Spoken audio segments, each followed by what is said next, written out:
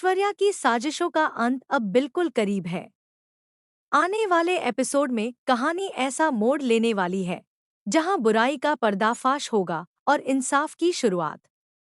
जी हाँ दोस्तों, मन्नत का अपकमिंग ट्रैक जबरदस्त ड्रामा, इमोशंस और चौंकाने वाले ट्विस्ट से भरा होने वाला है। कहानी की शुरुआत होती है दुआ के ऐश्वर्या के कब्जे से निकलने की कोशिश से।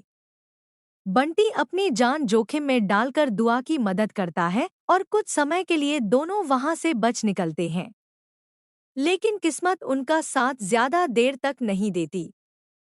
हालात अचानक पलट जाते हैं और दोनों फिर से खतरे में घिर जाते हैं। बंटी जहां दुआ को सुरक्षित रखने की हर संभव कोशिश करता है, वहीं खुद भी मुश्किल में फंस जाता है। ऐसे में विक्रांत सही समय पर पहुंचकर बंटी की जान बचा लेता है, लेकिन खतरा अभी टला नहीं होता। दूसरी ओर ऐश्वर्या का गुस्सा और जुनून अब चरम पर है। वह दुआ को अपने साथ लेकर भागती है, क्योंकि उसे पता है कि दुआ ही विक्रांत की सबसे बड़ी कमजोरी है। दुआ को नुकसान पहुंचाकर वह विक्रांत को तोड़ना चाहती है। इसी बीच मन्नत भी अपनी बेटी को बचाने के लिए हर हद पार करने को तैयार हो जाती है। इसी दौरान याशिका की एंट्री एक और बड़ा ट्विस्ट लेकर आती है। वह मल्ला को छुड़ाने की कोशिश करती है, लेकिन उसकी योजना नाकाम हो जाती है क्योंकि वहां पहले से ही रोनी मौजूद होता है। उसकी हर चाल पर पानी फिर जाता है, जिससे कहानी और भी दिलचस्प हो जाती है। उधर मन्नत अनजाने में धैर्यजीत की तारीफ कर बैठती है, जिससे विक्रांत को शक होने लगता है। वह सवाल करता है कि आखिर धैर्यजीत ऐसा क्या कर रहा है, लेकिन उसे अब तक असली सच का अंदाजा नहीं है।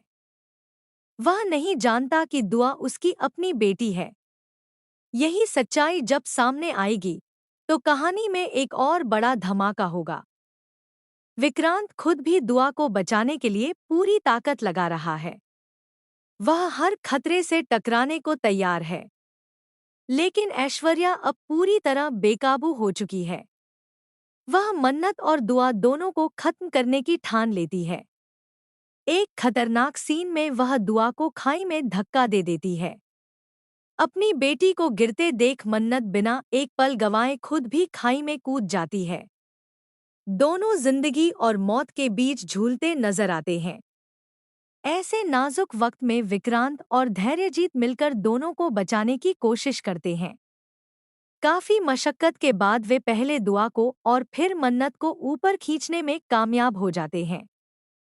यह सीन दर्शकों को सांसें थामने पर मजबूर कर देगा। लेकिन कहानी यहीं खत्म नहीं होती।